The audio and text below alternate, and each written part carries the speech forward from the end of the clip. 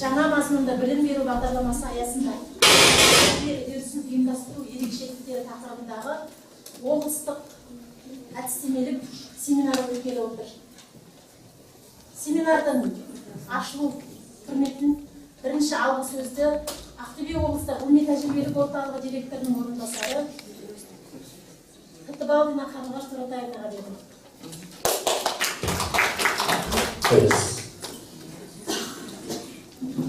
Құрметті әріптестер, қош келдіңіздер. Мектептің екінші этапы бізде, бірінші этапы бізде жерде бұған дейін осыған дейін өткізгенбіз. Бұл бізде неге арналған бұл функционалдық сауаттылық гуманитарлық бағыт бұл. Шағын жинақты мектептерге көмек ретінде осы білім басқармасының жаңағы өз идеясымен каникулдық мектеп жобасы басталған. Мынау жобаның аясында бүгінгі күні сіздер бухгалтериядағы қызметкерлерге лекциясы бағдарлама барлығымызға қойылса ғой. Каникулдық мектеп осы сатыда бізде 3 бөлімнен өтеді. Бұл жаңағы қазақ тілі мен әдебиеті мұғалімдерінің секциясы, орыс тілі мен әдебиеті мұғалімдерінің секциясы және тарих пәнінің мұғалімдерінің секциясы. Білесіздер, жаңа туған мазмұн жағдайында біздер қазіргі таңда ұлттық бірыңғай тестілеудің мазмұны өзгерді, білесіздер, танысыздар ғой, талқылаған шығарсыздар. Жобасының өзін біздер көп аудандарға шығып айтылған онлайн өткізілді. Негізгі тарапынан да көп түсіндіру жұмыстары жүргізіліп жатыр. Осының аясында жаңағыдай біздер эссені қалай жазамыз, балаларды қалай дайындаймыз, ұлттық бірыңғай тестінің жаңағыдай тестінің қорытындылары одан кейін денсаулық сауаттылыққа сәйкес көптеген өзгерістер бар. Ол тіпті логикалыққа бағытталған деп жатыр. Одан кейін соның ішінде жаңағыдай функционалдық сауаттылық қамтылады деп жатыр. PISA, TIMSS бағдарламасы бойынша өткізілетін жаңағы көптеген тапсырмалардың ерекшелігі осы тапсырмаларда болады деген бізге неше түрлі жоба айтылып жатыр. Сондықтан мен ойлаймын, сіздер осы бүгінгі өткелі тұрған каникулдық мектепті мазмұнын дұрыс түсініп, барғаннан кейін әр аудан өзінің ауданында осылай толық қамтылып ары қарай осы жұмысты жалғастырып жатырмыз. Сонымен қатар мен айтып келіп тұрған бұл жерде 3 жаңа секция бойынша өзінің модераторлары бар. Жазира Қолдыбаева Масалаева, бізде ғылыми-тәжірибелік орталық қазақ тілі пәні бойынша Тереза Айманова Дарьяна, Ақтөбе ғылыми-тәжірибелік орталығының бөлім басшысы, орыс тілі бойынша секциясы модераторы, Асия Катерина Тұрмашева, білесіздер, бұл кісі қазақ пәні бойынша секция меңгерушісі. Сонымен қатар біздер сондай өзіміз алыс өздеріміз мектебі, одан кейін дарындырылған мектептер, қалалық мектептер, 25-ші мектеп, 2-ші мектепте бізде өзіміздің тәжірибелі мамандарымыз бүгінгі күні сіздермен өз тәжірибесін, өзінің ой пікірін және де жаңалықтар алып берген деп ойлаймыз. Барлығы сәтті өтсін.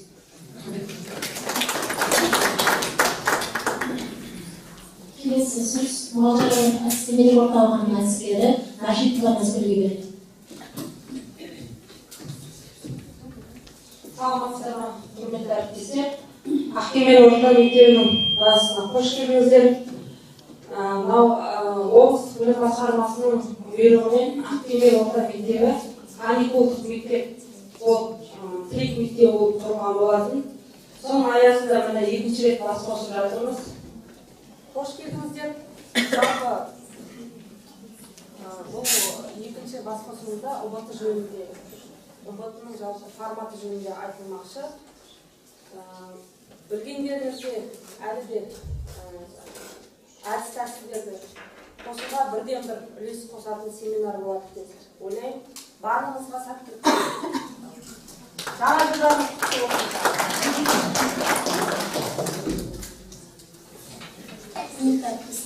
Енді біздің мектебіміздің оқушыларының дайындаған ағылшын тіліндегі Қарша қыз және жеті гном атты қойылымын тамашалауға шақырамыз. Snow White and the Seven Dwarfs.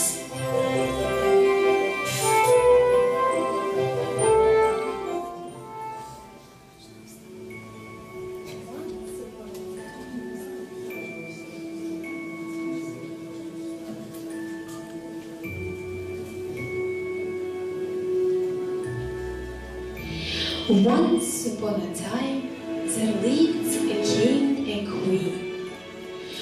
One day, the queen gave birth to a baby daughter whose skin was as white as snow and whose cheeks were bright red. She called her little girl Snow White.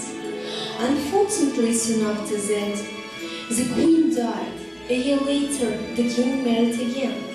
The new queen was very beautiful, but too proud of her own beauty. The queen had a magic looking glass, and she used to ask to this question. Mirror, mirror on the wall, among the princesses of land, who is the greatest of all?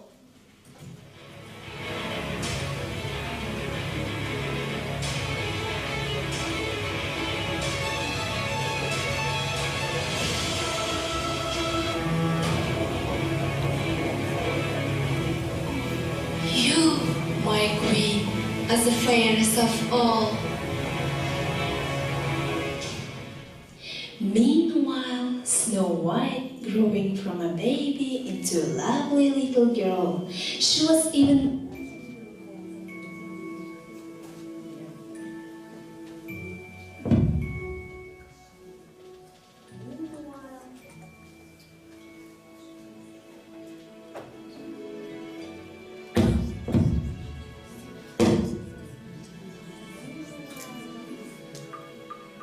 the queen. Mirror, mirror on the wall, among the princesses of land, who is the fairest of all? You, O queen, are the fairest of all. Yet the trust I must tell you, and so I do vow, that the child Snow White is more lovely than you. What? Huntsman, huntsman! Yes, my queen. The Snow White away! To bring to the palace and the kill for! Fly Colonel Surrey! Yes, my queen. The huntsman takes Snow White by the hand and leads her far into the forest.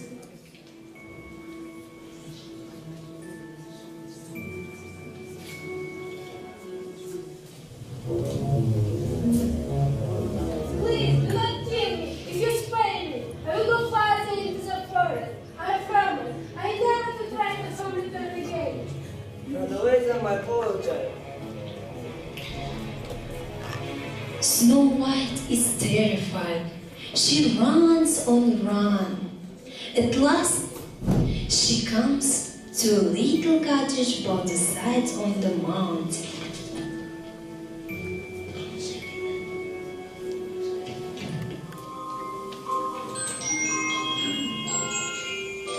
She saw a table with a white cloth, 7 plates, knives, forks, spoons, glasses, 7 little beds. Snow White eats some food from each plate and drinks. Then she tries the 6 little beds. At last she comes to the last one and falls asleep.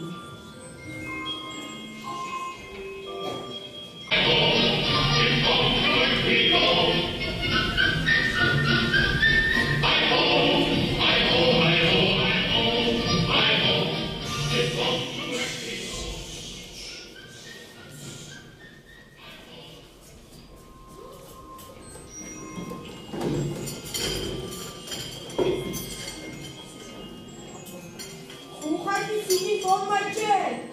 Who has been eating from my bread? Who has been eating my bread? Who has been eating my fruits? Who has been using my knife? Who has been using my fork? Who has been drinking out of my glass? Who has been eating my bread? Look, who's in my bread? What's the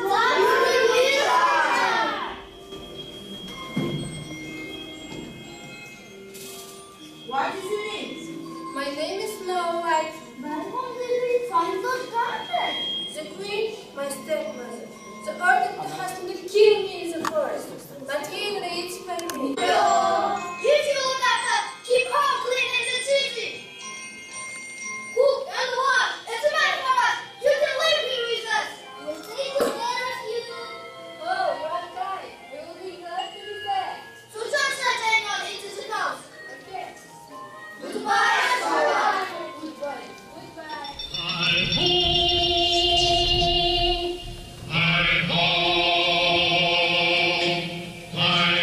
She was very happy living with the dwarfs.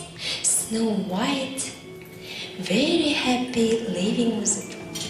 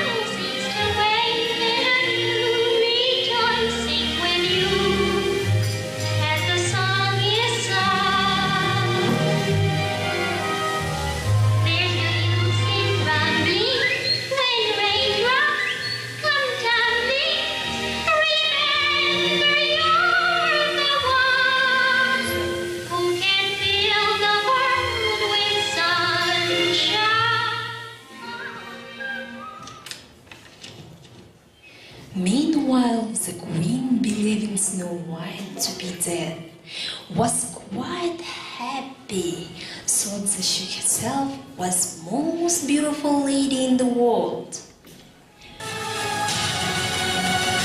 You, O Queen, are exceedingly fair, but the trust I must tell you, and this I do swear, Snow White is not dead, but living still in a little house far over the hill. And so you, O Queen, are certainly fair. This child, great beauty, does make her more fair. Snow White, hold tight. I have a plan.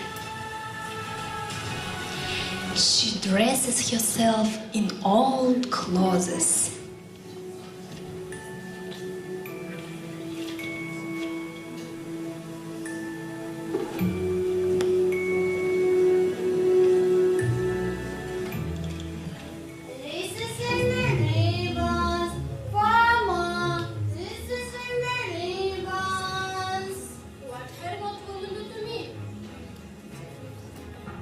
Good morning. Good morning. Oh, I like pretty places. What are you doing? What are you doing? I'm tired now.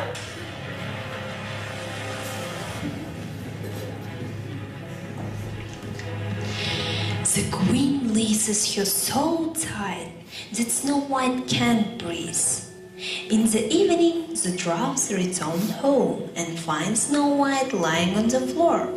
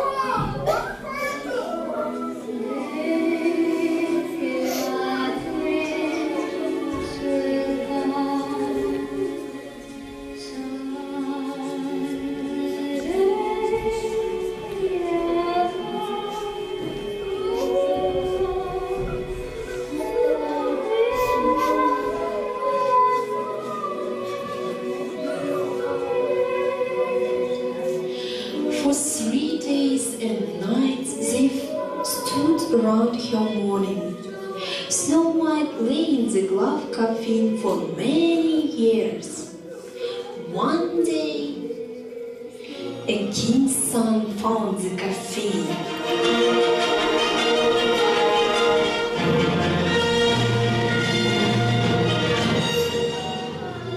Dear dwarf, let me have the coffee, and I will give you whatever you ask. We must not fight Snow White. Follow them into war. I cannot live without you. If you give her to me, I'll cherish you all my life.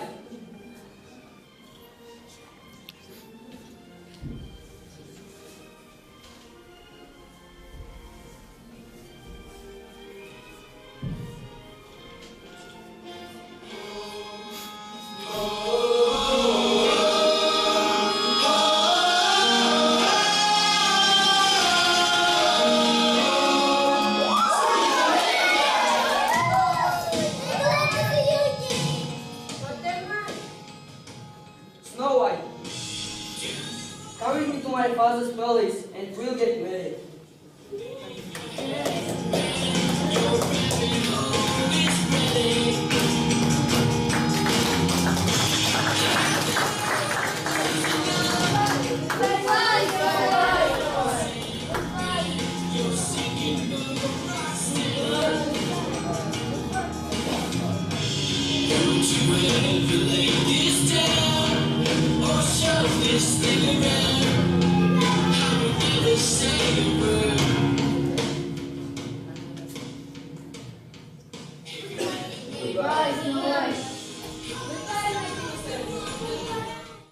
Тоғызыншы, 10-шы сынып оқушыларының ағылшын тілінде қойылымы Ақшақар және Жеті гном.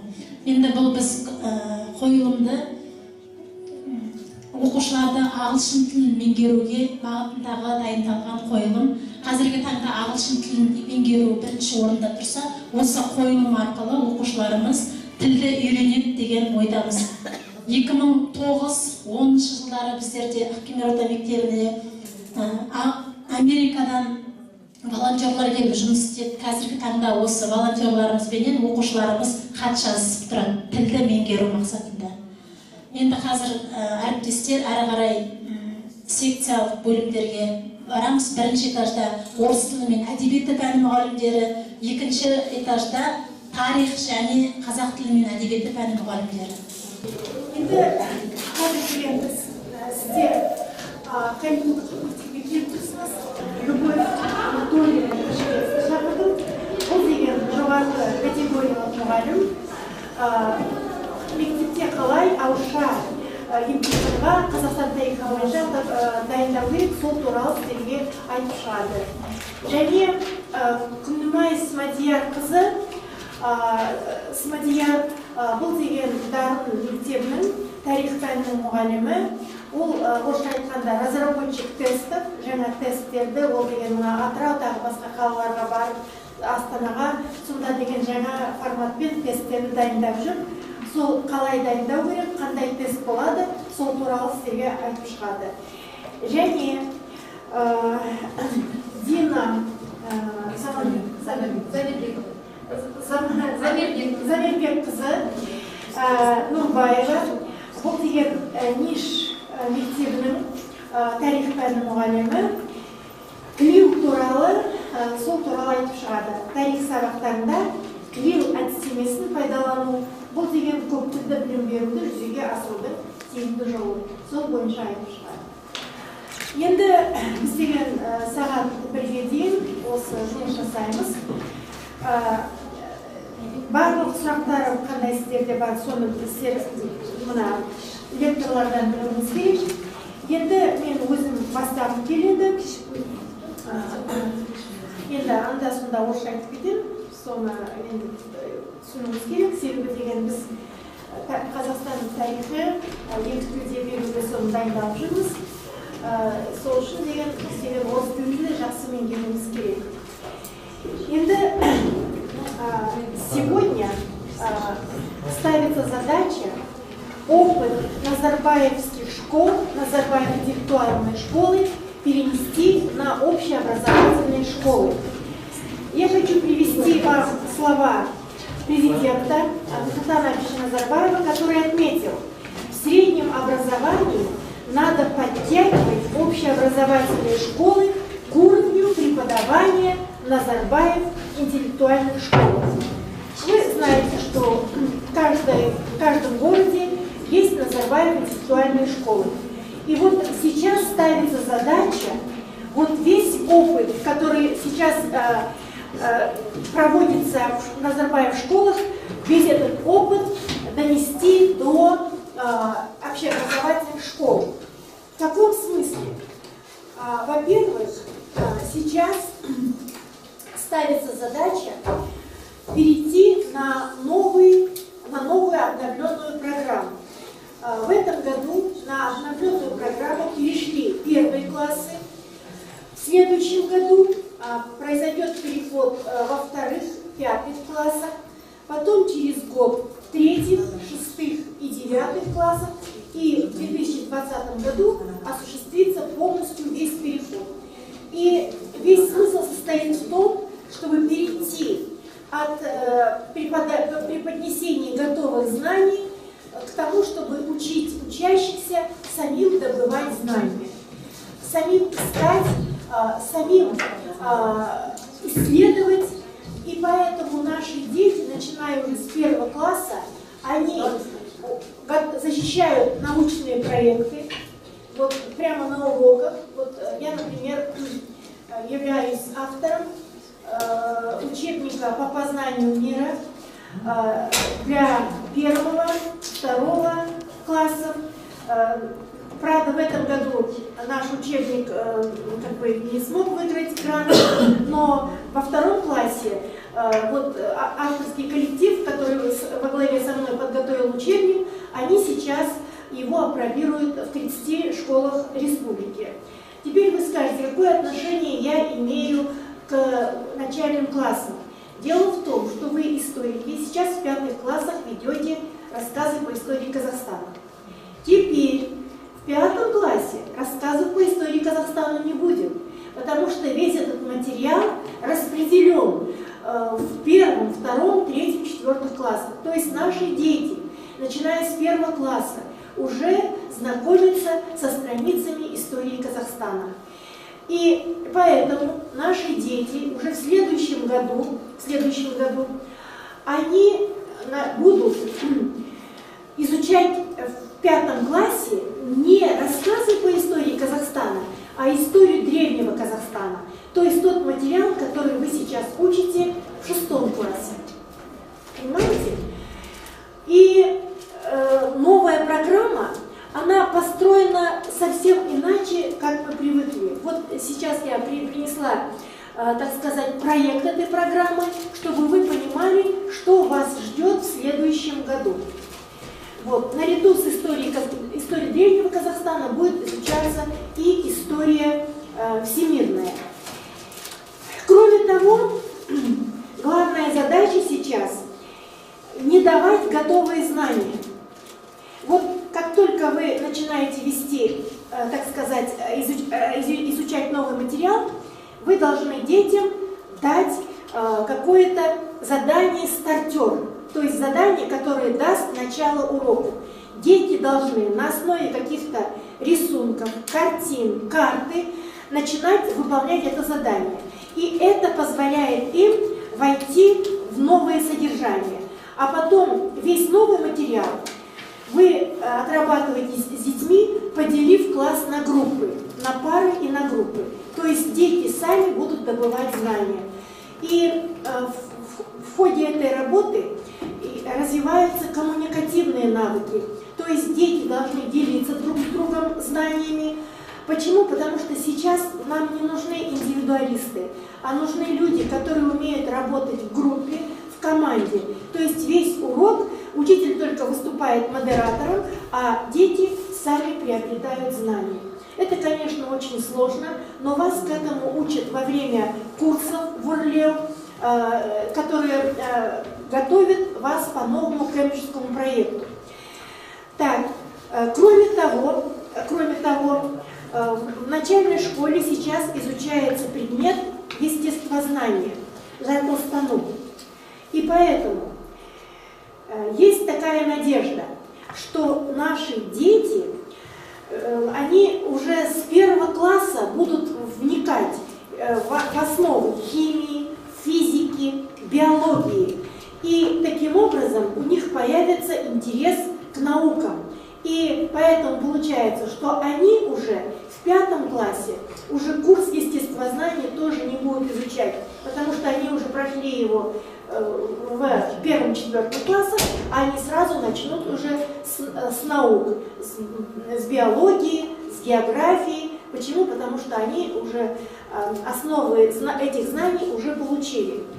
И также ставится задача, что сейчас каждый ребенок способный. И нужно только эти способности раскрыть.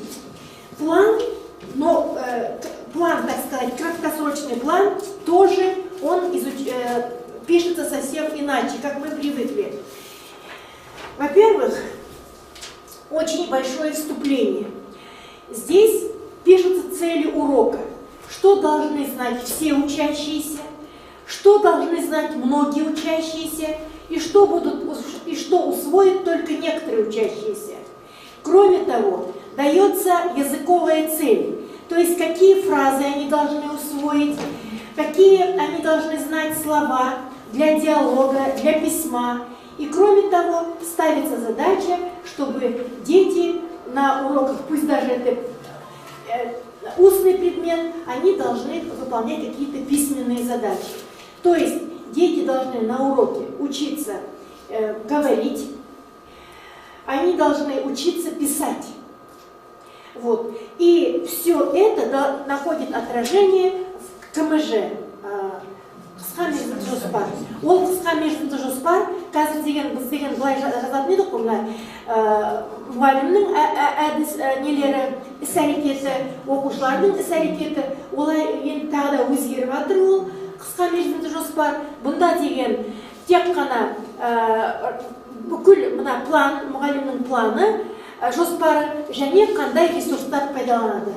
Сондай тек қана неге бөлінеді. Бірінші несі, бағанасы, бұнда деген побуждение, вызов, қазақша айтқанда, миға шабу, бірінші, екінші деген осмысление.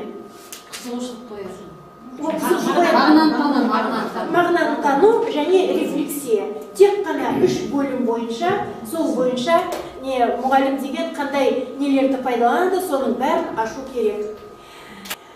Цель и задачи изучения учебного предмета истории Казахстана. Тут полностью раскрывается, и тут ставится также идея освоения идеи Мәңгілік ел, которая воспитывает личность патриота.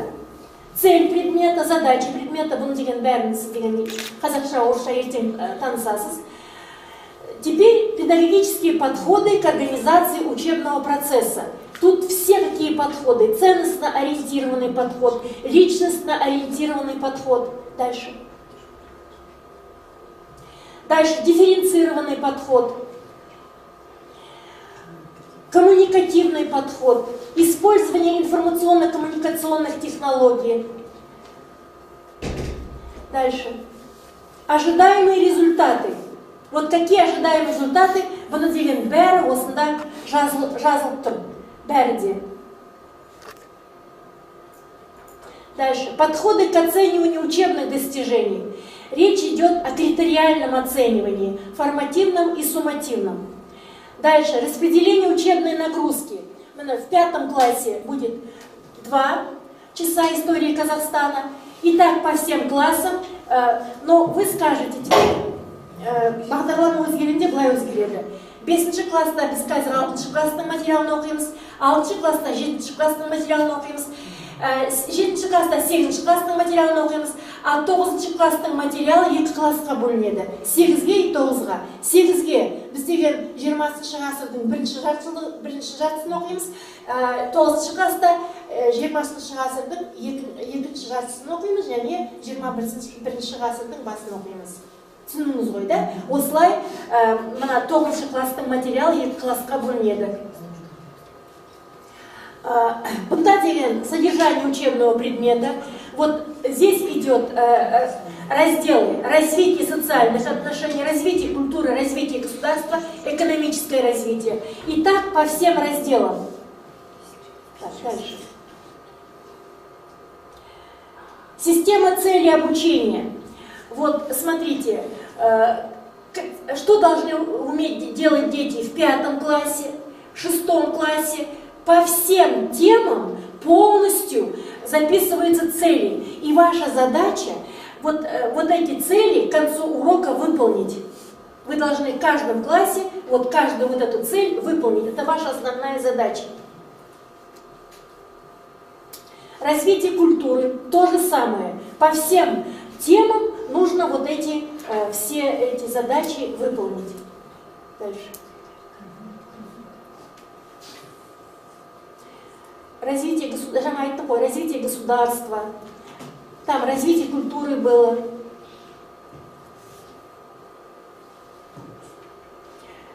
Экономическое развитие Казахстана. Тут тоже ставятся цели. И долгосрочный план по истории Казахстана. Вот смотрите, как формулируется тема. Тема формулируется в вопросительной форме. Вот смотрите, первый урок, вводный урок.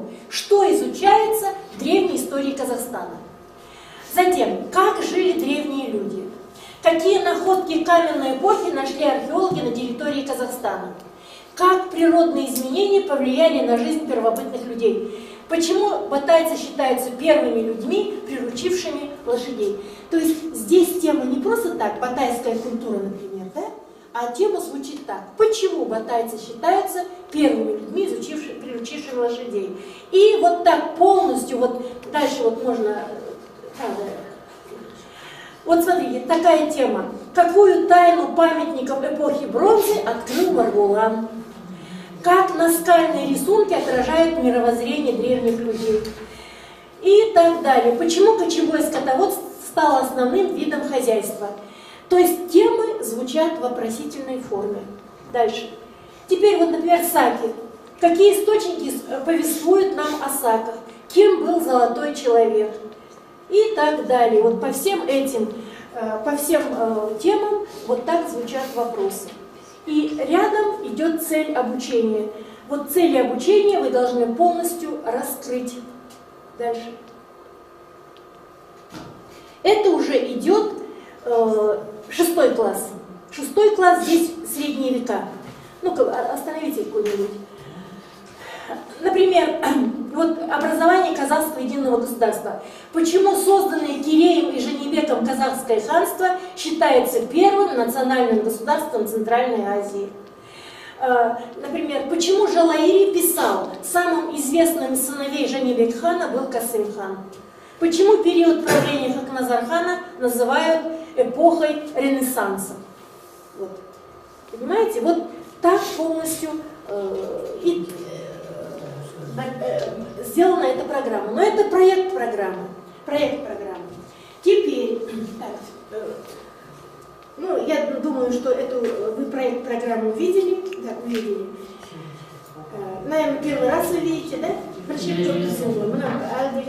Маған тек қана орыс тілінде бұл бағдарлама келді. Орыс тілінде, қазақ тілінде келген жоқ. Себебі бұл деген тағы өзгеретін шығар. Енді осы бағдарлама бойынша оқулықтар жазылып жатыр. Мысалы, мына интернет сайтта уже сол оқулықтың несі проекттері шығып жатыр. Оны сіздер сайттан көруге болады. Бірақ мен сіздерге мынадай өзімнің өтінішім бар. Қазір ол бүкіл оқулықтар мына интернетте бар проекты. Соның арасында менің де оқулығым бар, мына дүниетану, познание мира для 2 класса. Қазір ол деген апробация өтіп жатыр. Енді оған пікірлер керек. Сол пікірлерді осы интернет арқылы шығып, соны қарауға болады және пікірлерді жазуға болады. Егерде сіздер, если вы хотите помочь мне как историку, потому что очень сейчас идет конкуренция между 4 издательствами. Осы оқулықтарды 4 нелер шығарып жатыр издательство. Біреу деген Ниш, біреу деген Алматы кітап, біреуі мектеп, мен Атамұрадан жазамын. Атамұрадан. Сонда мен басқа нелерді қарасам, осы тарихта жазған тақырыптарды қарасам, оларда қателері көп. Себебі ол тақырыптарды тарихшы емес, бастауыш класстың мұғалімдері жазып жатыр, сол тарихи тақырыптарды. Енді олар тарихшы болмағасын, олар көп қате жібереді. Енді мен мысалы деген 12 тақырып, ол деген 12-13 тақырып, ол деген именно тарихы бойынша. Оны деген кәдімгі балаларға дұрыс түсініп, соны деген жеткізуге мен көп жұмыс жасадым. Сол үшін соған сіздер мына өзіңіздің пікірлеріңізді қалдыруға болады интернетте. Если у кого-то есть желание, вы можете, вот я тут ссылки сделала, как выйти на эти учебники. В том числе вы можете выйти на пробный учебник по истории Казахстана для 5 класса и можете посмотреть. А вот на наш учебник по Днетану для 2 класса вы можете оставить отзыв. Ну, я надеюсь, положительный отзыв. Так, если у кого-то есть выход в интернет, поднимите руки, и я вам сейчас дам ссылку, чтобы вы эту ссылку сделали. Так, кто? Так, пройдите и отзыв жазыңыз. Так, енді тағы айтқым келетіні, мен деген мына 7-ші классқа, қазіргі 7-ші классқа, орта ғасырлардағы Қазақстан тарихы бойынша мен электрондық оқулық жасадым. Электрондық оқулық. 2015 жылы 5-6 классқа дайындадым. Мына осы жылы 7 классқа дайындадым. Бұнда деген бүкіл тақырып бойынша слайдтар, кейбір тақырыптарға анимация, кейбір тақырыптарға кинофрагменты, кино-аудиофрагменты бар. Осы электрондық оқулықты сіз деген қазір 7-ші класста, әлі деген 7-ші класс бізде 2 жыл болады. Және 6-ші класста пайдалануға болады. Себебі оның деген мазмұны өзгерген жоқ. 7-ші класста сіз 6-ші класста сіз деген орта ғасырлардың тарихын оқисыз ғой. Бәрібір деген, бұнда деген мен бәрін слайдтарды дайындап, осыны бәрін салып қойдым мұнда. Мысалы, мен өзім қазір мектепте сабақ беремін, мен 7-ші класста өзімнің слайдтарымды пайдаланамын. Балалар деген өте мәз, өте оларға ұнайды. Маған айтады, Асия Кадыровна, өзіңіз жасадыңыз ба? Мен өзім жасадым деймін.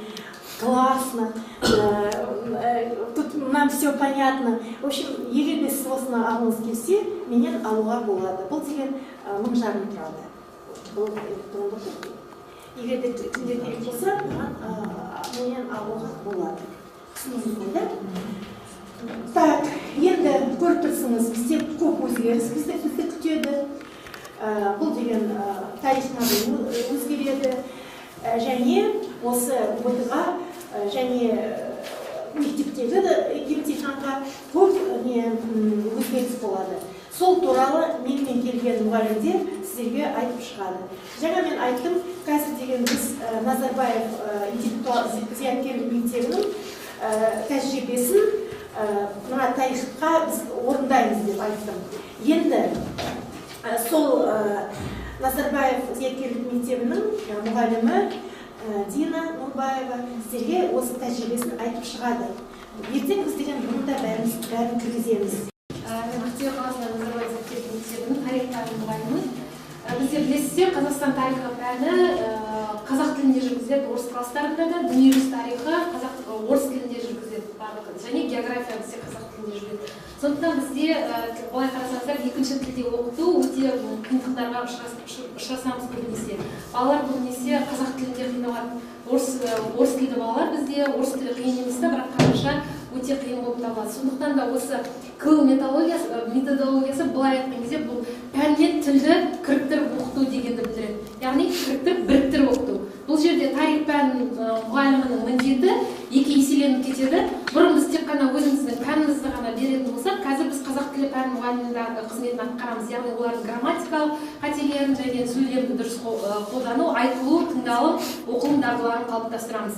Бұл Кылда негізі 4 дағды қалыптастырады. Яғни мен сіздер ең бірінші кіріспе жасамастан бұрын сіздерге бұл Кылның не екенін түсіну үшін шағын кішкене ойын ұйымдастырғым келіп тұр. Мына жерде сіздерге қағаздар беремін. Бұл жерде барлығы ағылшын тілінде берілген. Кім ағылшын тілін біледі бізде? Шамалы болса да. Базовый уровень. Мектепте неміс тілін оқыдық, иә? Қазір мен сіздерге бұл неге бергенімді айтамын. Түсінуге тырысып көріңіздер. Түсінуге тырысып көріңіздер. Сіздерге ағылшын тілінде ақпарат таратылды. Бұл ақпаратты сіздерге беріп отырған себебім, сіздер енді біз бәріміз құдайға шүкір қазақша орысша жақсы түсінеміз ғой. Ал оқушылардың орнында болып көріңіздер. Сіздер таза орыс балаларсыздар, бар корейстер бар, бізде татарлар бар, қазақтар бар, қазақша білмейтін. Сіздер сол балалардың орнында сезіну үшін беріп тұрмын, мынадай ағылшынша. Ол балалар біздің мектепке келген кезде мысалы қазақша осындай сөздерді кездестіреді. Қандай сезімде болып тұрсыздар? Бір сөзді түсіндіңіздер ме? Түсінікті, да? Что-то понятно. Ага. I like to get up early. Так, енді мен бұл жерде енді ағылшын дұрыс. Енді мен былай істеймін. Қазір сіздер осы екі топта жұмыс жасап көрейік. Сіздер осы аралап жүріп, осы сұрақтарға жауап іздеп көріңіздер. Мына жерде сұрақтар ағылшынша берілген. Сіздер бірінші күн ништа сабаққа келіп отырсыздар, оқушыларсыздар, иә? Осы сұрақтарға жауап іздеп, осы мына жерге келтірілген критерийге сәйкес кем дегенде екі адамның атын жазып көріңіздер. Мен сіздердің қаншалықты түсінгендеріңізді сосын көремін. Сіздерге жауабын айтпаймын әзірше. Сіздерге берілген уақыт 2 минут. Бір-бірлеріңізбен араласып сұрақ көріңіздер.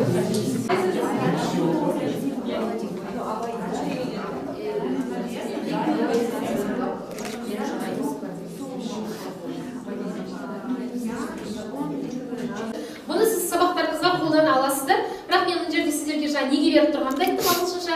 Және сіздер мына жерде қандай сіздер екінші тілде болған, үшінші тілде болғанмен қандай қарым-қатынастар дамыды, қандай дағдылар айтып көресіздер ме? Не істедіңіздер жаңа бір-біріңізді? Қызығушылығын білді, қандай жақсы көресіздер? Вот көрсіздер ме, құрметті әріптестер, бұл жерде тек қана танысу мақсатында емес, сабақтың кез келген бөлімінде осындай терминдермен жұмыс жасауға болады. Мысалға бізде бек, ұлыс, хан, сұлтан деген терминдер беріп қойып, балаларға мәтіндерін негізінде іздеттіруге болады. Солай өздерінің сабақтарыңызда қолдануларыңызға болады. Бұны өздерінің шығармашылығына сәйкес бұрып өздеріңіз қолдануларыңызға болады. Бұл ойынның аты біреуді тап бол деу немесе who is who, бұл кім, бұл не деп аталады. Әрқарай жіберіңіздер. Неге бопто деген бұл жаңа біріктірген пәндік тілді оқыту. К-ның қазақшасы бопто. Қазір мен оған тоқталамын. Әрқарай жіберіңіз. Тағы да жіберіңіз. Енді бұны біздің семинардың негізгі мақсаты сіздер бір-бірлеріңізді таныңыздар және осы К-ның бір әдісін үйрендіңіздер. Әрқарай. Так, боптоның негізгі 4 мүшесі бар. Бұл 4C деп аталады. Әрқарай. 4C бұл контент, мазмұн. Мазмұн болу керек бірден. Communication, байланыс болды жаңа сіздермен, сосын cognition, түсіну болды, және culture, міндетті түрде мәдениет. Осы мемлекетте тұрып айтқандықтан қазақ мәдениетін біз көрсетуіміз керек.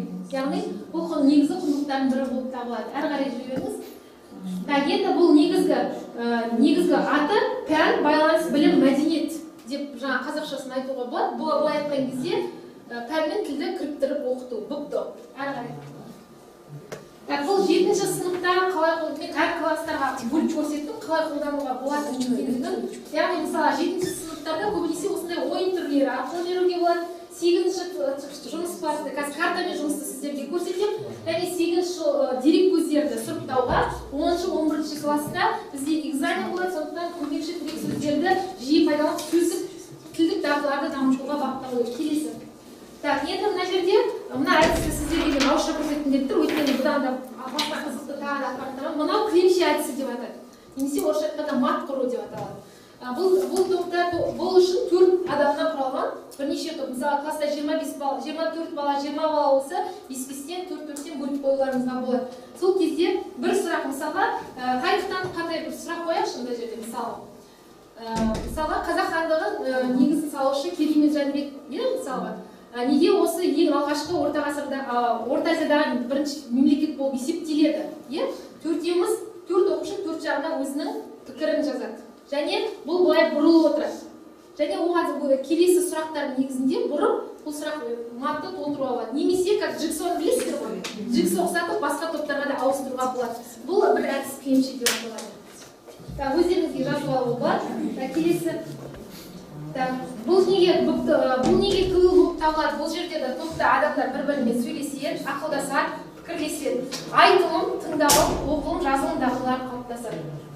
Енді сөздік викторинасынан алғашқы тек 5 сұрақты көрсек, мынадай сіздерге сұрақтар қойып тұрмын. Яғни, ағылшын тілінде қанша сөз бар деп ойлайсыздар сіздер? 3000 сөз бар деп ойлайсыз? 10 000 деп ойлайсыз? Жақсы, негізгі дұрыс жауабы ағылшын тілінде сөздердің саны негізінде 600 000 сөз бар екен. Бұл Оксфорд несінде. Бұл былай айтқанда танымдық қызығушылық сұрақ. Екінші сұрақ. Қанша адам ағылшын тілінде ана тілі ретінде сөйлейді? Бұл жерде сіздер тарихшысыздар, Англияны жаулап алған мемлекеттерін ескере отырып, бірақ ана тілі деген сұраққа сөзге мән беріңіздер. Қанша адам сөйлеуі мүмкін? Жобаны. 2000 миллион. Айта беріңіздер, қорқпаңыздар. Болжам жасау керек бізде. Как родной язык, да?